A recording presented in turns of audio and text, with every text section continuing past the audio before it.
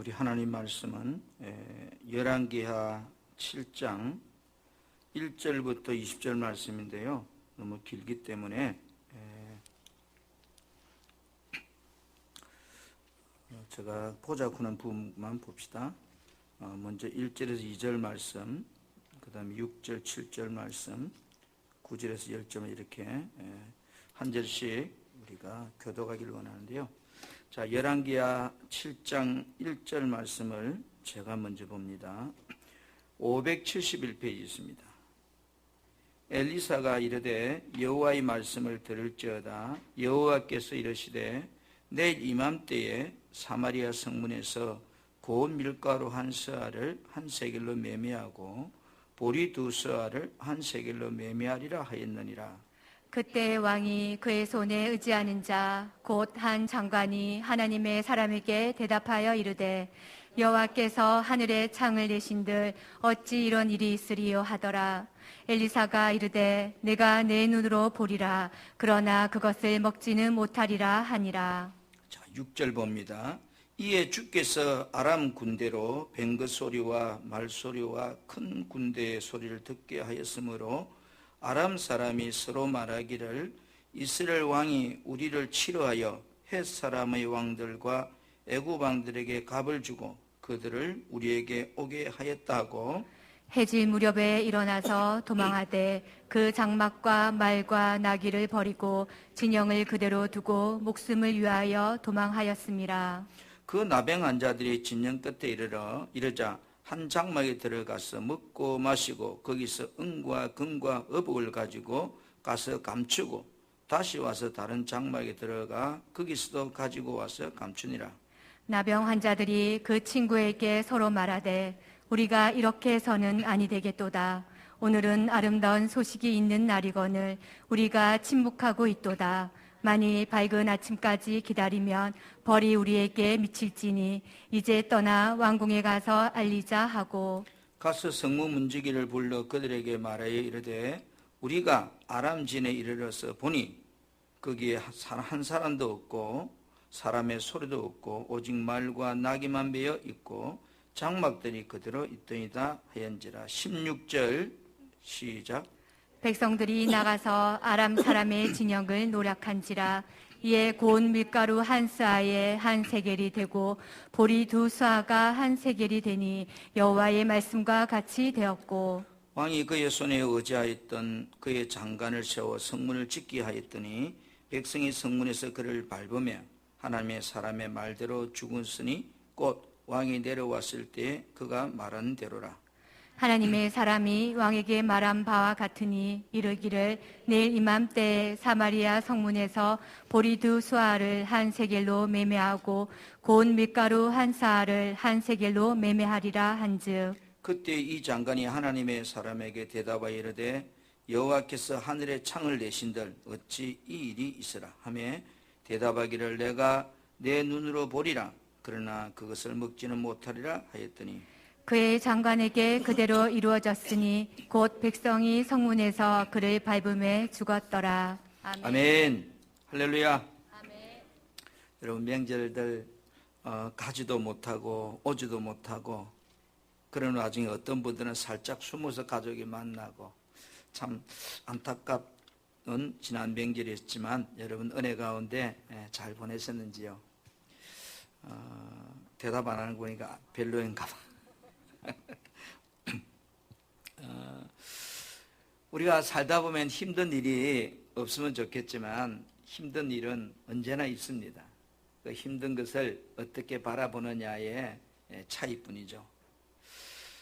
오늘 우리가 이 열왕기하 7장 1절에서 20절 말씀을 통해서 한번 따라해보자. 365일 365일 불신앙적인 사고를 버려라.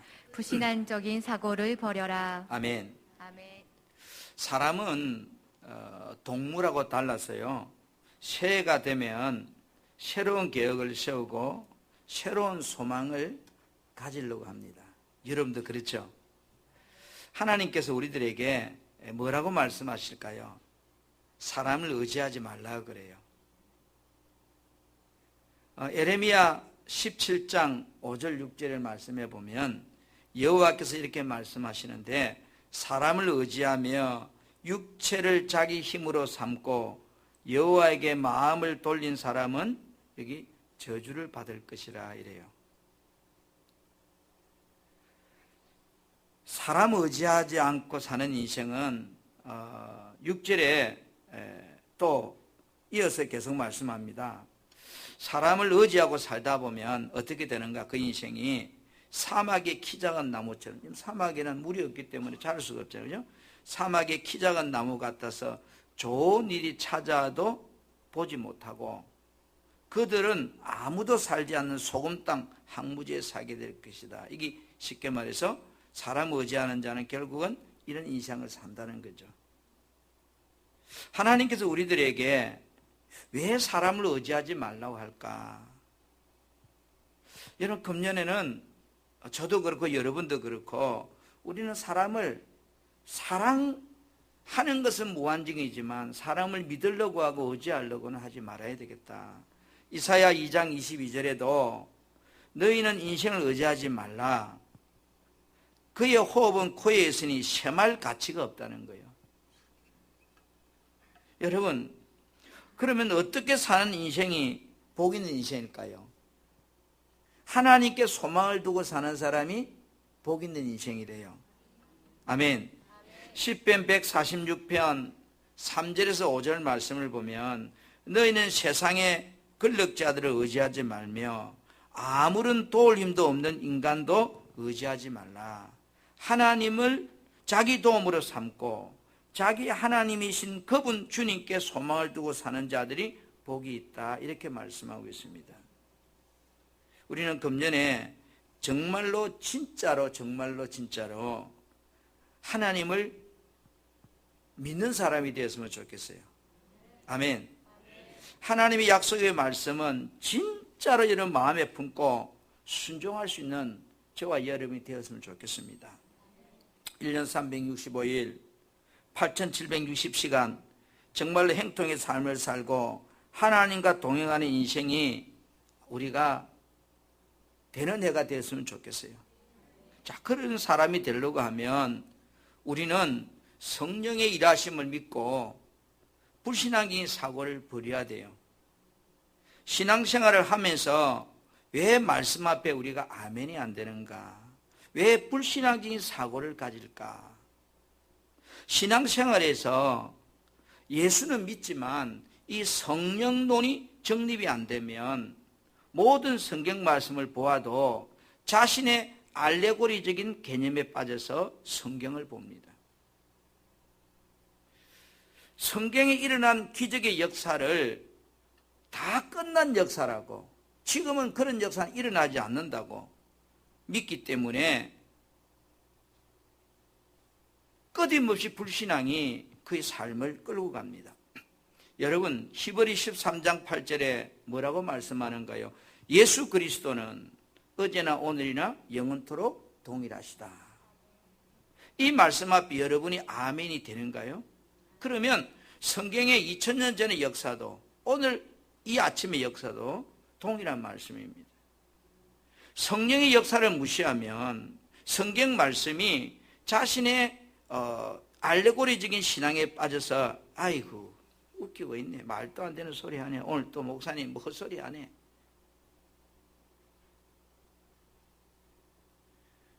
이렇게 생각하게 돼요. 오늘날 성도들이 예수는 믿는데 왜 방황할까? 성령의 사역을 시대적인 개념으로 생각하고 있기 때문에 그래요. 어쩌면 우리 교회 안에도 예수 믿는 사람이라고 앉아있지만 이런 어떤 시대적인 성령의 개념을 가지고 예수 믿는 사람이 있는지도 몰라요. 성령의 역사를 부인하지 않는다고 말하면서 우리가 성경 속에 등장하는 성령의 기적은 이제는 끝났다, 그렇게 생각하는 사람들, 혹 이런 생각을 가진 성도가 있다면 그 사람은 예수 믿을 필요도 없어요. 왜 그럴까요? 성경은 우리들이 예수 믿게 하려고 기록해 주었다고 그랬어요. 다른 목적이 없어요, 여러분. 요한복음 20장 31절에 오직 이것을 기록한 이유는 예수께서 하나님의 아들 그리스도이심을 우리에게 믿게 하려고 성경을 기록해 주었대요. 그리고 그 이름을 힘입어서, 예수라는 이름을 힘입어서 생명을 얻게 하려고 이 성경을 우리에게 기록해 주었대요. 여러분, 성령의 역사가 끝났다면 성경 말씀도 다 끝난 거잖아요. 성경은 어떻게 기록되었다고 말씀하는가요? 디모데후서 3장 16절에 모든 성경은 하나님의 감동으로 기록됐다. 여러분, 성경 말씀이 성령의 감동으로 기록되었는데 성경 속에 성령의 역사가 끝났다고 생각하는 사람들은 성경도 믿지 말아야 되잖아요. 오늘날 이런 모순된 신앙관을 가지고 있는 집단들이 구원파예요. 부천에 있는 영생 하나님의 교회도 마찬가지예요. 여러분, 구원파 계통에 이용환 목사, 박옥수 목사, 건신장 목사, 유병은 죽었지만 이들의 무리들, 여러분, 이들의 무리가 요즘 새롭게 나오는 이름이 뭔가 아세요? 대한예수교 침례 정산에 가면 있습니다. 김해도 가면 복음배원접에 가면 크게 하나씩 이런 거 있습니다. 또 기독교 복음 침례회, 이 이름들이 다 구원파의 이름들입니다. 신천지 계통 이만희도 마찬가지입니다. 하나님의 교회 안산홍이도 어머니 교회도 마찬가지입니다. 잘못된 성령론의 신앙관 때문에 이들이 여러분 가장 잘 여러분에 던지는 질문이 뭡니까? 구원받았습니까? 구원의 확신이 있습니까? 죽으면 천국 갈 수 있습니까? 성경을 믿는다고 말을 하면서 성경 속의 성령의 역사는 끝났다. 그리고 이제 하나님께서 자신을 성령의 사역자로 보냈다는 거예요. 예수 빼버리고 그 자리에 내가 들어간 거예요. 이용환이 들어가고 박옥수 들어가고 근자 들어가고. 여러분, 오늘날 우리 주변에 너무 많은 지금 이제 이 구원론의 집단들이 있습니다. 여러분들이 성경을 연구하기 전에 정통이 뭔지를 먼저 공부하셔야 됩니다. 정통. 그러니까 시계를 보는 정통을 알고 나서 그 다음에 시계를 공부하면 가짜가 진짜가 보이는데 무조건 시계만 공부하다 보면 가짜도 진짜고 진짜도 가짜고. 그래서 우리 주변에 정산에 가면 대한예수교 침례 정상은 뭐예요? 기독교 한국 침례입니다. 유사하게 비슷하게 만듭니다. 진짜 가짜 표가 안 납니다. 기독교 복음 침례 여러분 많이 들어봤을 거예요. 신천지 안 없어졌습니다. 그들이 여전히 적으면 이제 뭐 어쩌면 우리 교회 안에도 있는지도 몰라요. 성경을 믿는다고 말을 하면서 성경 속의 성령의 역사는 끝났다고 말해요. 자신들이 하나님께서 보낸 성령 사역자라고 이야기합니다.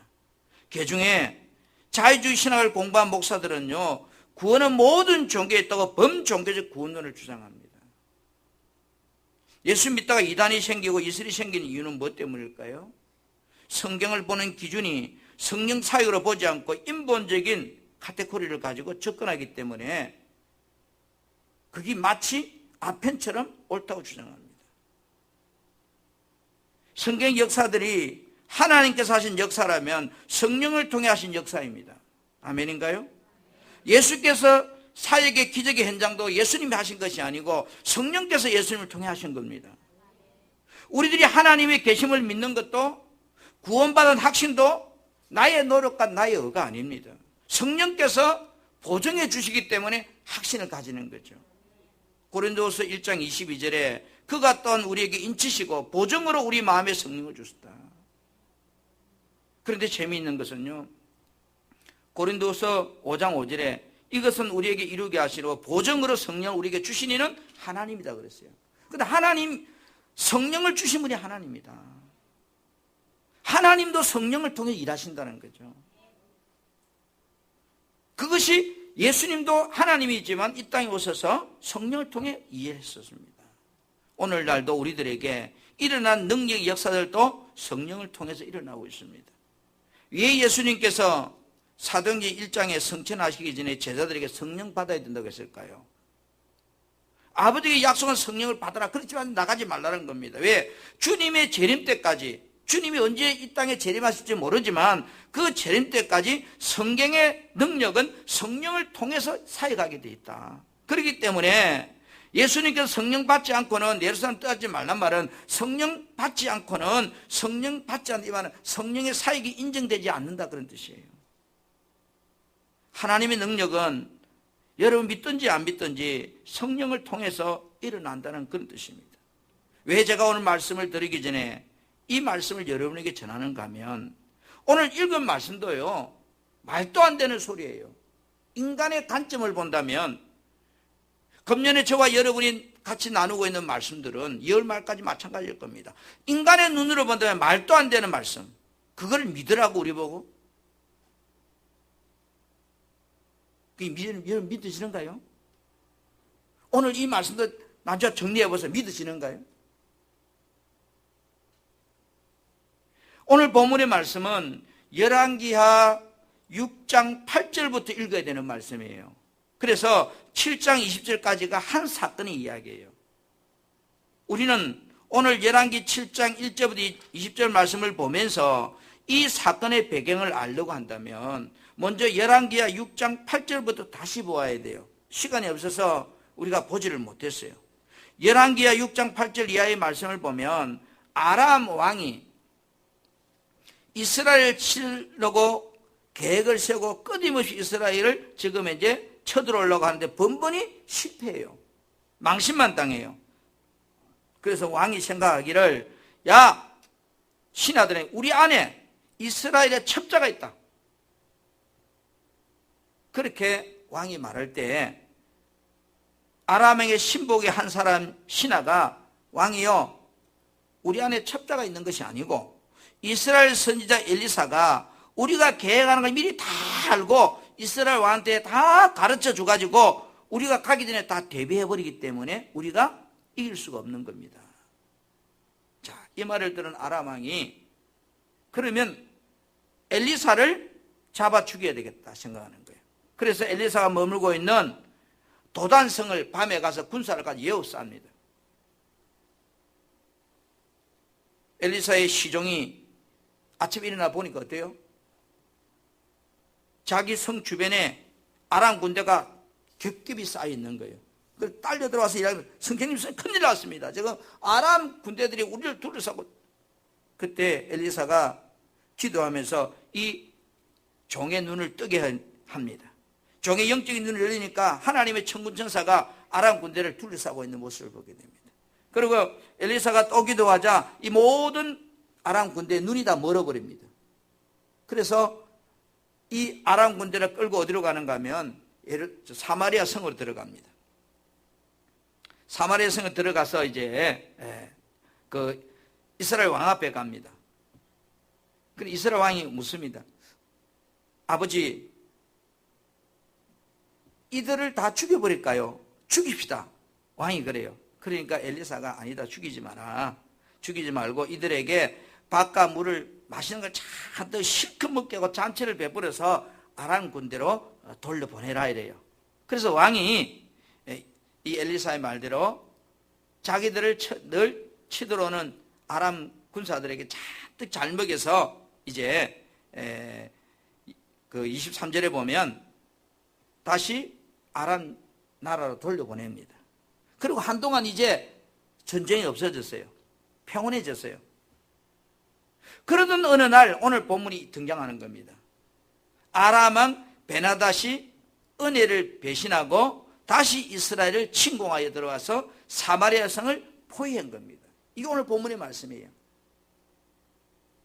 근데 시간이 지나자 성하는 극심한 기근으로, 왜? 성이 다 둘러싸여서 아무 물자가 못 들어오잖아요. 기근으로 인해서 나귀 머리 하나, 우리말로 오늘 소대가리 하나, 80셰겔. 다시 말하면 80셰겔은 이해가 안 되죠.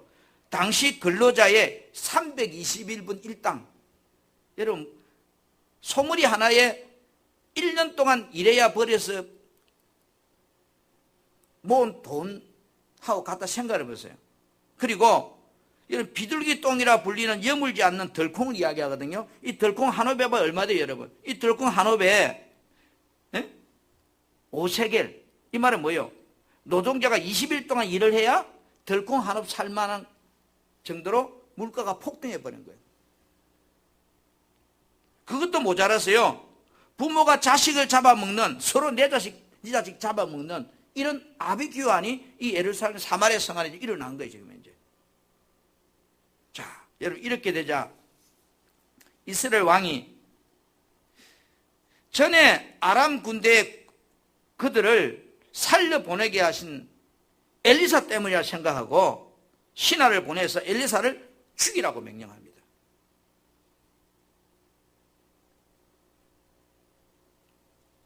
그러자 이제 엘리사를 죽이러 온 신하에게 오늘 열왕기하 7장 1절에 하는 말씀이 그 말씀이에요. 여호와께서 이르시되 내일 이맘때에 사마리아 성문에서 고운 밀가루 한 스아를 한 세겔로 매매하고 보리 두 스아를 한 세겔로 매매하게 되리라. 언제요? 언제요? 지금 어떤 상황이죠? 이 성안의 모습이?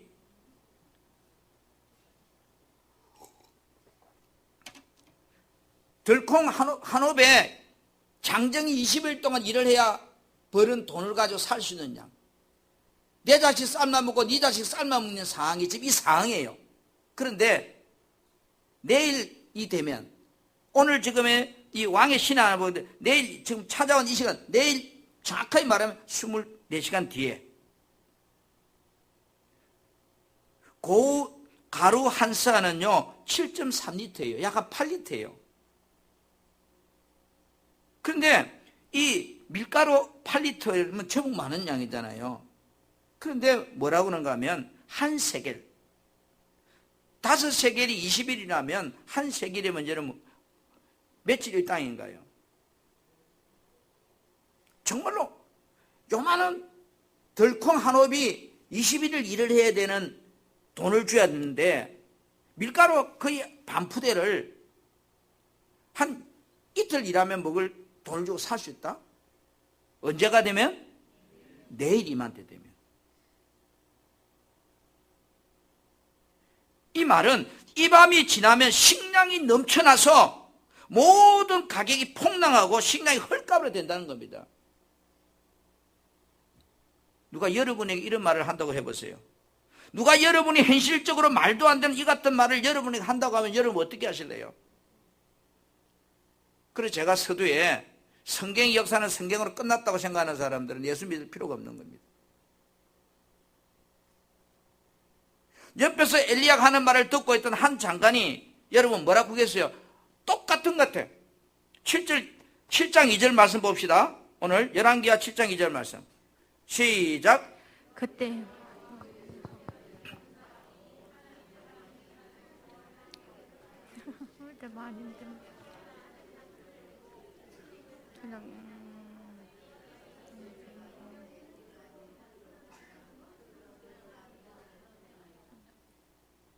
빚고 왔다? 이 말은 빚고 왔다면 여러분은 안 빚고 계세요? 이렇게 말하면, 예를 들어서 제가 목사고 여러분이 집사면 내가 그렇게 말하면 내한테 대놓고 말한 거에 속으로 아이고 헛소리 하고 있네, 헛소리 하고 있어, 말도 안 되는 소리 하고 있네.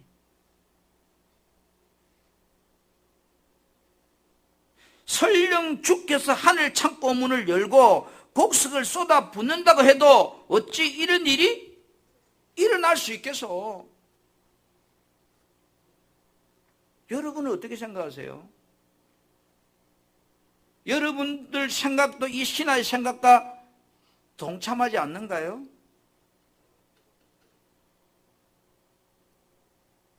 이렇게 말하면서 엘리야의 말을 믿지 못하겠다고 그렇게 말합니다. 그래서 엘리사가 하는 말이 뭐라고 그래요? 이어서 당신은 그 사건을 직접 목격하게 될 것이지만 그러나 그것은 먹지도 못하고 죽을 거라고 그래요.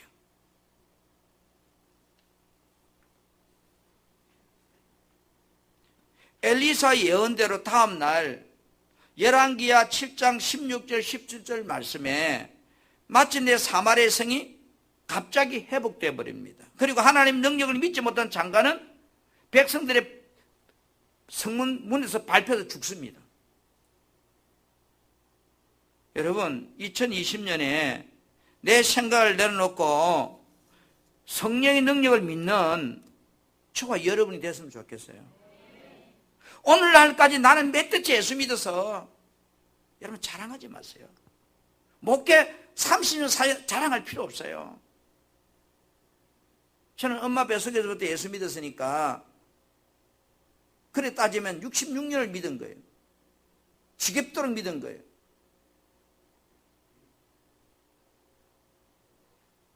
나는 장로니까, 나는 권사니까, 나는 집사니까. 여러분 따지지 마세요. 그 의미 없어요.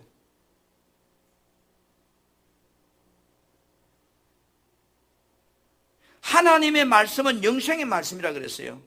어제나 오늘이나 동일한 말씀이라 그랬어요. 하나님은 인간이 아니에요. 하나님의 말씀을 믿고 행동하면 가족도 직장도 사업장도요, 하나님이 역사하십니다.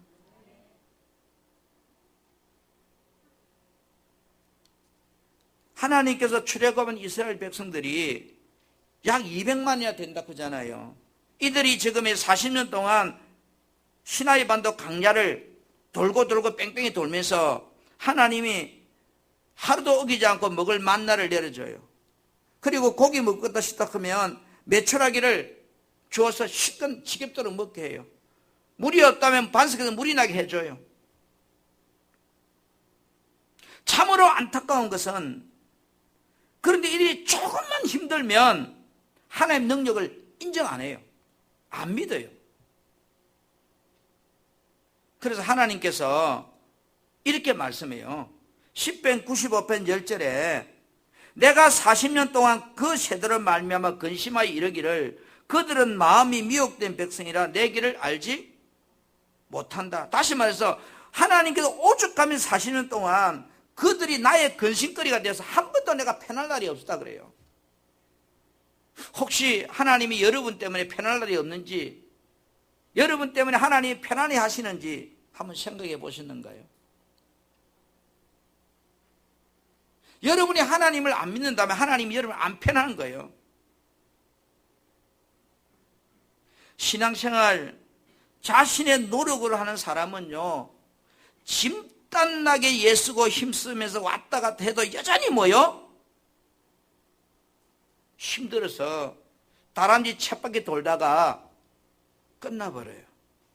쉽게 말하면 돈 벌어봤자 구멍난 전대처럼 다 빠져나가는 그런 인생을 살다 가는 거예요. 그래서 하나님께서는 마태복음 6장 33절에 너희는 먼저 그의 나라와 그의 의를 구하라 그래요. 이 말은 여러분, 하나님께서 기뻐하는 것은 하나님이 인정하는 믿음이 어라는 거예요. 하나님을 믿는 믿음이 어라는 거예요. 하나님을 믿는 게 뭡니까? 그 말씀 믿는 거죠. 하나님을 100% 인정하는 믿음을 가지고 하나님 뜻대로 살려고 하면 하나님께서 나의 소원을 이루어 주신다는 겁니다. 여러분, 올해는 우리 궁상맞게 없다고, 안 된다고, 힘들다고, 못한다고 그렇게 하지 맙시다. 그건 내 생각이잖아요. 하나님의 약속을 믿고 우리 한번 살아봅시다. 성령 하나님이 일하심의 은혜가 나를 통해서 일어날 수 있도록 한번 도전해 봅시다. 아멘. 한번 따라합시다. 눈에 보이는 것들 때문에 절망하지 말자. 오늘 말씀은 너무나 비참한 현실이에요. 그렇죠? 여러분의 형편이 어렵다고 말하지만 이 정도 어려운가요?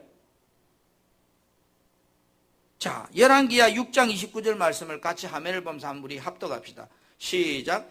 우리가 드디어 내 아들을 삶아 먹었더니 이튿날에 내가 그 여인에게 이르되 내 아들을 내놓아라. 우리가 먹으리라 하나 그가 그의 아들을 숨겼나이다 하는지라. 여러분, 이 정도 어려워요?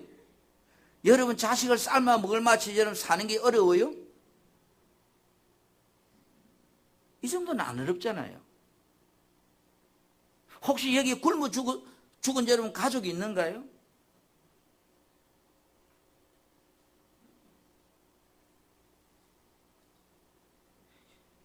여러분이라면 이 같은 현실 앞에 엘리사의 말을 믿을 수 있을까 없을까? 지금 내가 먹을 것이 없어서 자식을 삶아 먹어야 되는 이런 비참한 현실인데 엘리사가 이렇게 말해요. 다시 여러분 열왕기하 7장 18절 말씀 큰 소리로 합독합시다. 시작.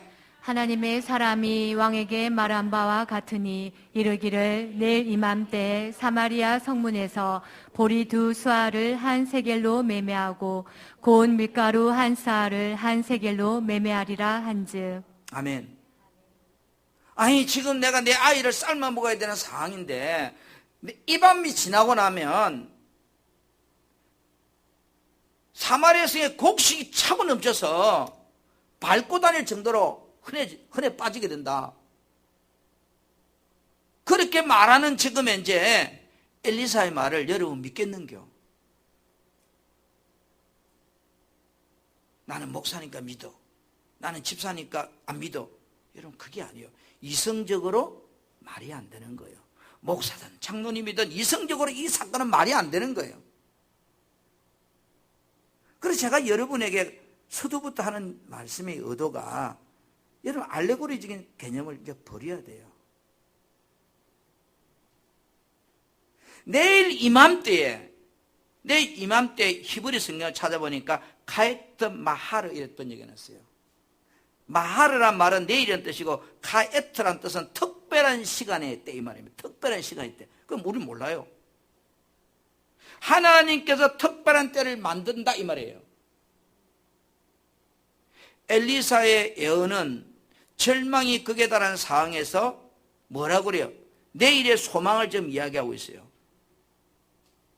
하나님의 말씀을 듣고서 이 말을 믿을 것인가 안 믿을 것인가는 누가 선택해요?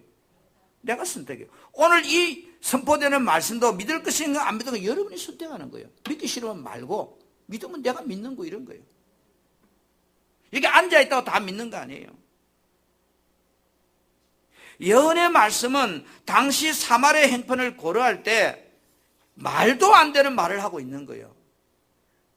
조금이라도 소망 있는 말, 그것도 아니에요. 이거는 소망 하나도 없는 말이에요. 현실적인 문제가 해결될 수 있는 상황이 바늘구멍만큼도 없는 그런 터무니없는 말이에요. 그런데 하나님께서 엘리사에게 이 말을 선포하라고 할 때 엘리사가 고민했을까 안 했을까?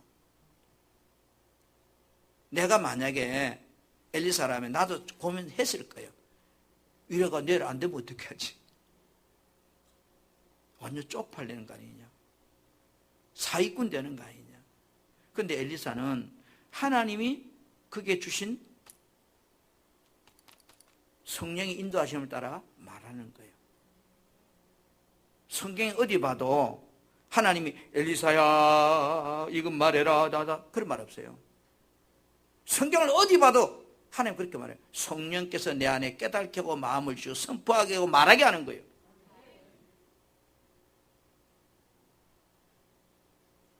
여러분 성경을 읽다가 강한 느낌이 오고 강한 그게 오면 해보세요. 여러분은 기도하다가 갑돌아 저 차 사라 이러면 살 사람 그럼 다 사죠.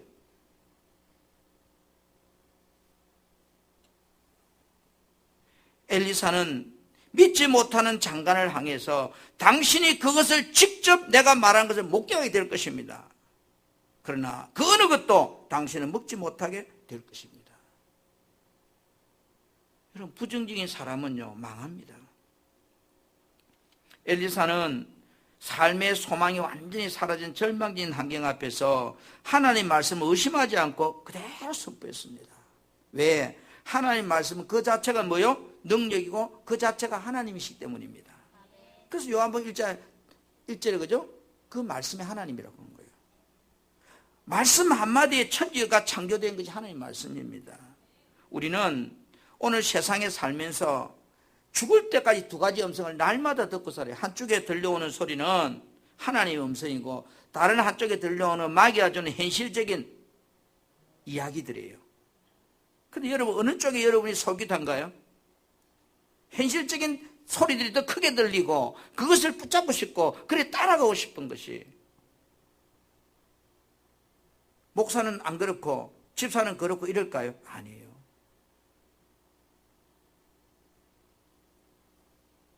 예수께서 해당장 야이로의 딸이 죽었을 때에 마가복음 5장 36절에 이렇게 말씀합니다. 해당장에게 이르되 두려워하지 말고 믿기만 하라고 그래요. 여러분, 안 두렵습니까? 참 두려움이 생겨요. 어떤 것을 모험하려고 할 때 두려움이 생긴다고요. 그런데 두려워하지 말고 믿으라는 거예요. 오늘 본문의 말씀은 우리들이 하나님 말씀을 믿는 것이 정말로 무엇인가를 말해주고 있는 거예요. 열왕기하 7장 3절부터 7절 말씀은요, 저녁 때에 4명의 나병 환자가 여기서 굶어 죽으나 아람진에 들어가서 맞아 죽으나 이래 죽으나 저래 죽으나 죽는 건 마찬가지니까 실컷 먹거나 죽자 이런 생각을 하고 아람진으로 가는 겁니다. 여기서 굶어 죽는 것보다 혹시 살려줄 확률이 있잖아요.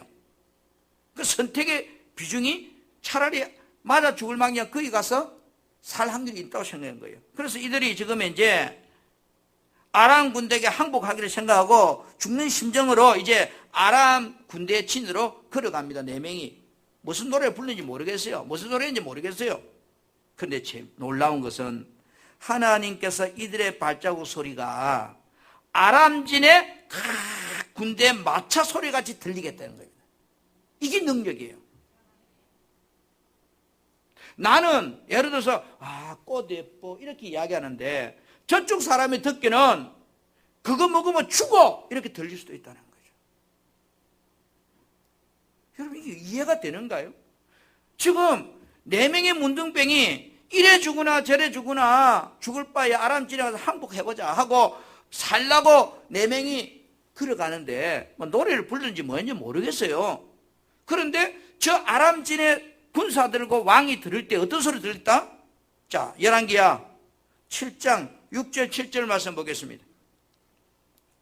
7장 6절 시작. 주께서는 아람 군대의 귀에 전차와 말과 큰 군대의 소리가 들리도록 하셨습니다. 그들이 서로 말했습니다. 이스라엘 왕이 헷과 이집트의 왕들을 불러 우리를 치려한다. 그래서 그들은 땅거미가 질 때 장막과 말과 나귀들을 버려두고 도망쳤습니다. 그들은 목숨을 건지려고 진을 그대로 내버려 둔 채 도망친 것입니다. 여러분, 하나님께서 아람 군대의 귀에 4명의 문둥병이 걸어오는 소리가 어떤 소리 들렸다?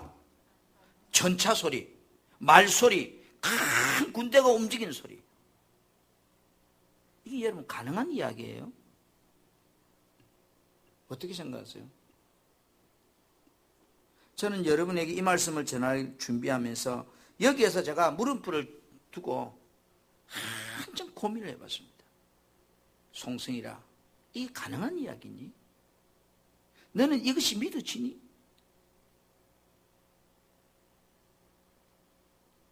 목사니까 믿으려고 하는 거니?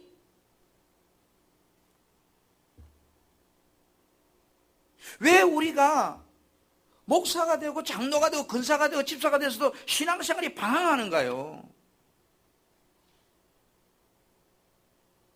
동화책의 이야기로 만나고 있기 때문이 아닌가요?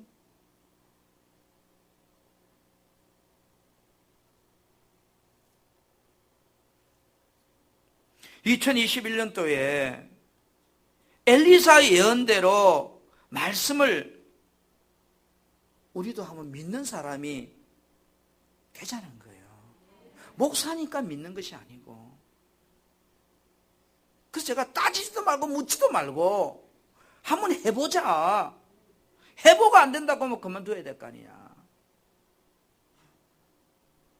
어떤 일을 당해도 여러분 낙심하지 맙시다. 오직 하나님이 약속을 말씀을 믿고 한번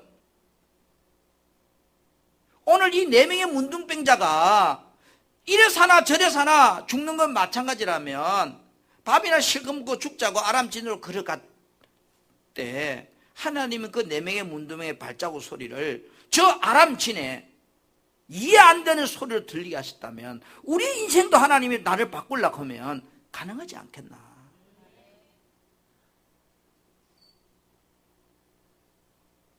저는 2021년을 살면서 어떤 사람을 하나님이 내게 붙여주실는지, 어떤 복 있는 사람을 붙여주는지, 그 복 있는 사람이 우리 성도도 될 수 있을 것이고 저 바깥 불신자도 될 수 있을 것이고 또 어떤 나에게 복이 안 되는 사람이 우리 성도도 될 수 있을 것이고 바깥 사람도 될 수 있을 것이다. 하나님이 붙인다면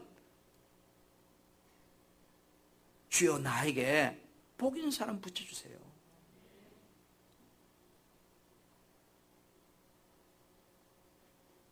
환경을 바라보면 여러분 우리에게 생기는 것은 아무것도 없어요. 그렇죠? 삼성전자는 성과금을 1200% 준다고 평균 8천에서 1억 5천 준다고 난리고 어떤 회사는 설명절에 계란 30개들은 한 판 줬다고 죽겠다고 난립니다.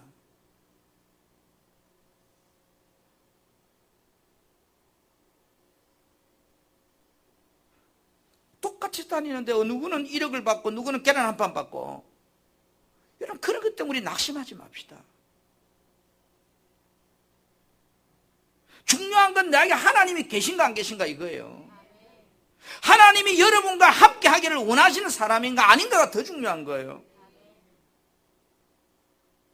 홍해 바다가 어떻게 갈라질 것인가, 여리고 성이 언제 무너질 것인가, 내가 성경 실 문제가 아니에요. 그거는 성령 하나님께서 하실 일이에요. 우리는 뭐요? 거기에 대해 알 바 아니에요.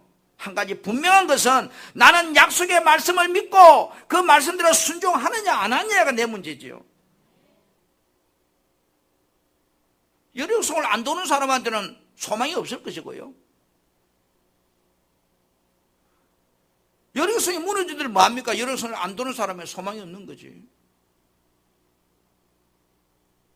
히브리 11장 1절에 믿음은 바라는 것들이 실상이요 보이지 않는 것들이 증거다 이랬어요. 저는 코로나를 보면서 하나님께서 참 믿는 자 믿지 않는 자를 참 이 시대에 고르고 있구나. 돌팔이 근사, 돌팔이 목사, 돌팔이 장로, 돌팔이 집사들 고르고 있구나.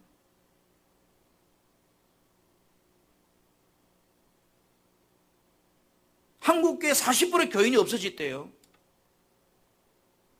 우리 교회도 그래요.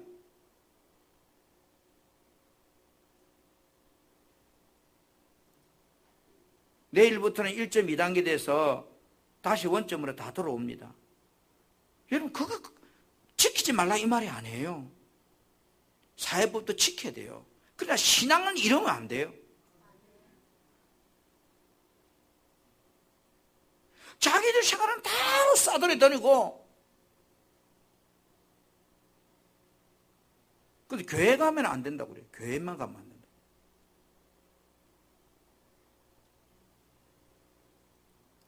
하나님의 말씀은 어떤 힘을 가지고 있다고 생각하십니까? 히브리 4장 12절에 하나님의 말씀은 살아있고, 여러분 말씀이 때로는 이해가 안 되고 흐뭇맹랑하게 들릴지라도 오늘 이 장관처럼 비웃지 마세요. 비웃지 마세요. 내일 이맘때 하루 뒷날에 일어날 말도 안 되는 지금 이제 엘리사의 말이지만 여러분 비웃지 마세요. 하나님은 우리의 비웃음의 대상이 아니에요. 여러분의 잔머리를 계산한 대상이 아니에요. 하나님의 말씀을 믿는 사람과 믿지 않는 사람의 차이는요 엄청나요. 엄청나. 한번 볼까요?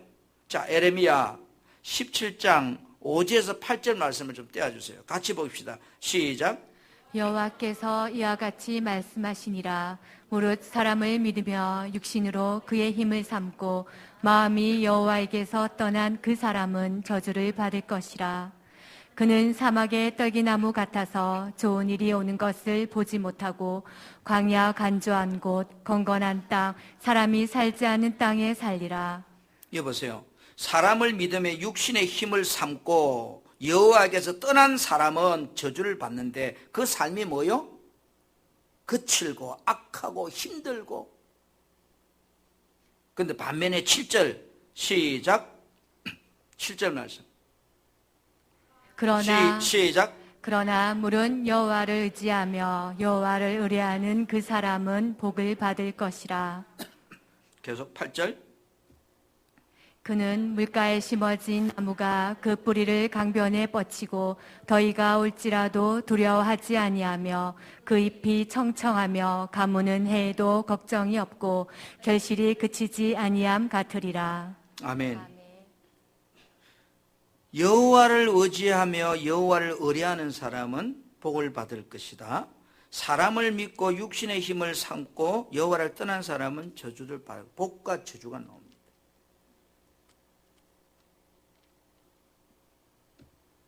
여러분, 하나님은 4명의 나병 환자의 발걸음 소리가 아람 군대에게는, 아람 진에는 뱅그 소리와 수십만의 군사의 발자국 소리를 들리겠습니다.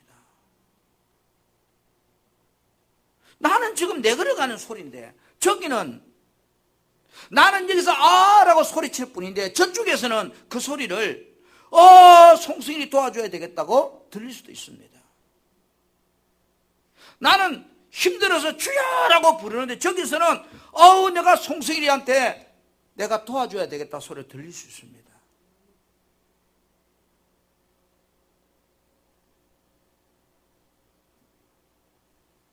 하나님은 그래서 하나님이에요.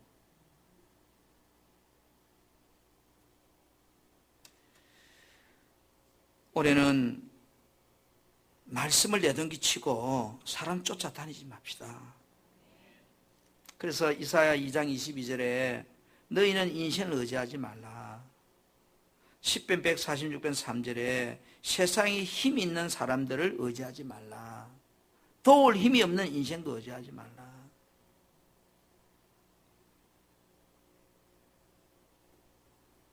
우리는 믿음이 없이는 하나님을 기쁘게 하지 못한다는 말씀을 우리 마음에 좀 새겼으면 좋겠어요. 약속된 말씀을 여러분 365일 내가 정말로 믿을 수 있는 믿음을 주라고. 성경에 일어난 기적이 오늘도 내 삶에 일어날 수 있다고 하는 이 신앙.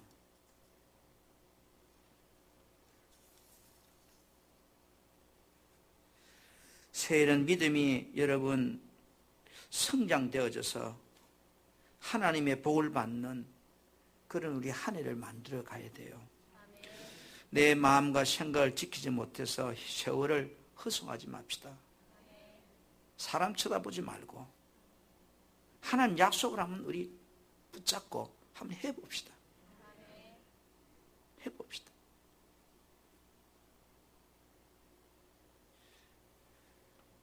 그래서 믿음을 키우는 것이 중요한 거예요. 이 믿음이 저절로 자랑이 아니라 했잖아요. 내 인본주의 사고를 내려놓는 것도 하세요. 오늘 여러분 말씀 봐보세요. 지금 이제 말머리 하나에 1년 1땅을 주고 사야 되는데 내일 아침 되면 말머리 하나에 예를 들어서 이틀 1땅을 주고 산다고 하는데 누가 믿겠는겨? 오늘 4가지 삶아 먹고 하는 파인데 내일 양식이 남아 돌아서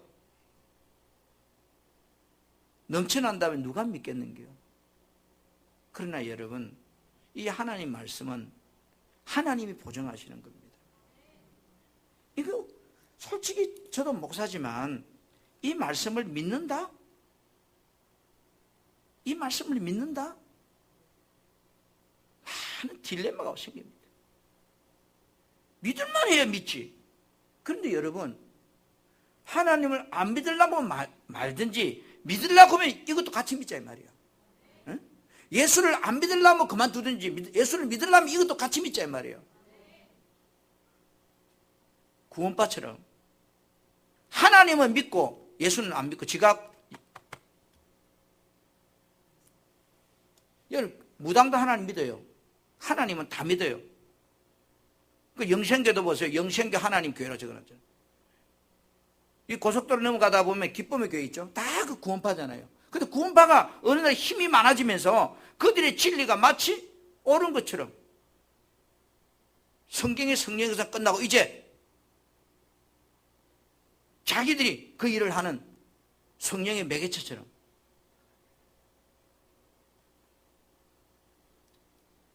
저는 여러분들이 믿으지나 안 믿으지나 그걸 따지지 말고 정말로 우리가 이 말씀을 한번 믿고 행동해 봅시다. 저도 금년에 무모하리만큼 정말로 말씀을 한번 따라가 보려고 몸부림을 치고 있습니다. 하나님이 살아계신다면 하나님 일하시는 걸 나도 한번 봐야 되겠다. 우리 사랑하는 성도 여러분, 믿음이 식거든 계시록 1장 3절에 이렇게 말씀하고 있습니다. 이 예언의 말씀을 읽는 자와 듣는 자, 그 가운데 기록을 지키는 자는 복이 있다. 하나님의 말씀을 내게 끊임없이 내가 공급받을 때 성경의 기적은 지금도 계속됩니다. 왜? 하나님은 살아계시기 때문입니다. 365일 우리 불신앙적인 사고를 내려놓고 정말로 이 해는 엘리사의 말처럼 내일 이맘때 그렇게 된다면 그렇게 될 줄 믿고 우리가 믿음의 발걸음을 옮기고 순종하는 저와 여러분이